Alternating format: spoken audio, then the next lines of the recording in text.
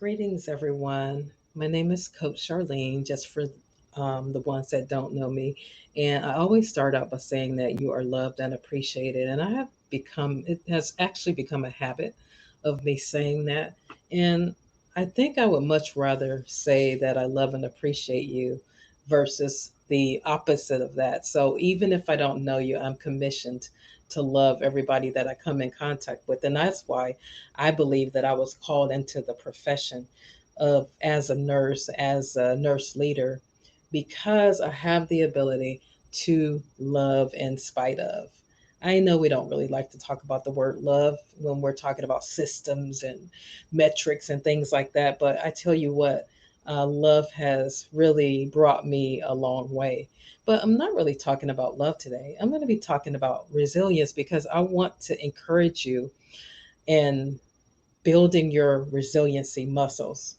Now, since January, we have been going through massive stress, massive crisis. I mean, it's one pressure on top of a pressure. We had almost World War III. Then we're getting into a pandemic that is really challenging us in every single area, every single um, I would say mountain, they call them, like the financial mountain, the medical mountain, the educational system. All of the systems have been affected by COVID-19 and us managing that particular pandemic.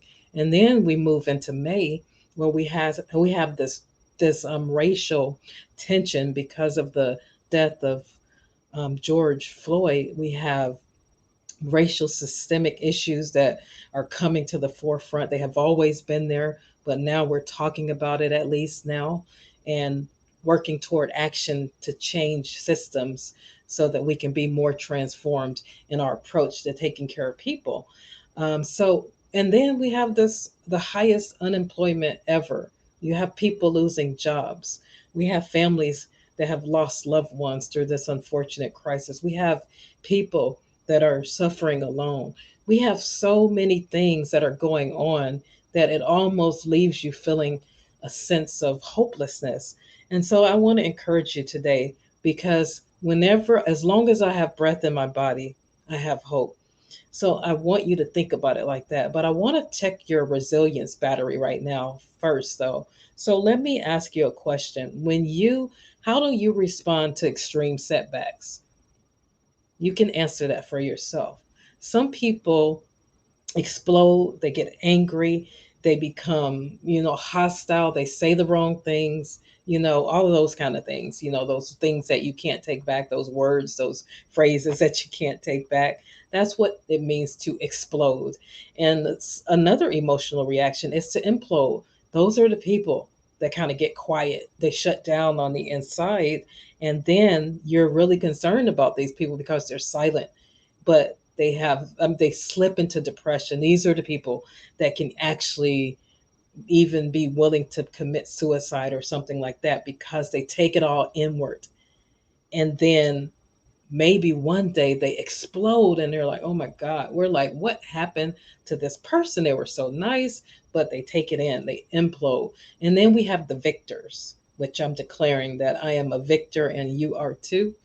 But that's the strive, that's the goal. We want to get to the victor, because the victor says that I know that I'm going to go through challenges. I know crises are going to come, but I want to build my resiliency muscles so that I can become better. And so that's why I love, love, love heart math. And if any of you guys haven't heard of it, you should go to heartmath.org and check out what it is. They have tools in there that'll help you to become more resilient as you're walking through your day in your organization, in the hospital, in your office, whenever you're dealing with people, and especially sick people and angry people. You have got to build your resiliency muscles, because as a leader, I'm a nurse leader over a perinatal department. So as a leader, I have to maintain my composure at all times. Now, are we superhuman? And can we do that? Yes, I believe that we can do that, but it does take practice to be able to do that. So I like the definition for resilience with heart math. And heart math's definition means, they define it as this: the capacity to prepare for, recover from, adapt in the face of pressure or challenge or adversity. So you hear that?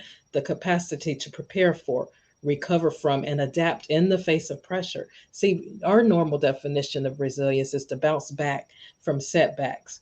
But I've known some people that have been through challenges and they bounce back, but they bounce back bitter. So resiliency, building your resilience and heart math techniques and prayer and whatever techniques that you need to use to build your resilience, they help tremendously with your ability to cope and to stand in the midst of the challenges. And I'm encouraging you today, first do an assessment and see how do you respond to extreme setbacks. Check out and see how you respond. And then I encourage you to really get into some different practices of resiliency. Now, I mean, I have an attitude and it's a mindset, you guys, because you have to have a mindset because the crowd, when you think of followers, the crowd goes with what everybody else is doing. But a true leader goes to, okay, how do I stand in the midst of this pressure and be my true authentic self so that I can think clearly, respond sharply, innovate my way out of the situation. And that's what I'm talking about. When you begin to start building yourself up, to start working on yourself, start using heart math techniques in the moment, start saying mantras and things like that. One of my mantras is I walk in undisturbed composure because I know that as soon as I get out of bed, there's going to be disturbances in my life. So I'm not ill prepared. So, because there's going to be disturbances, I actually think that I'm doing a good job with beating the fact that the disturbances are going to come because I began to declare that I walk in undisturbed composure. And so, when I say that, and I've been saying it for so many years, that when I walk in, my force field is undisturbed.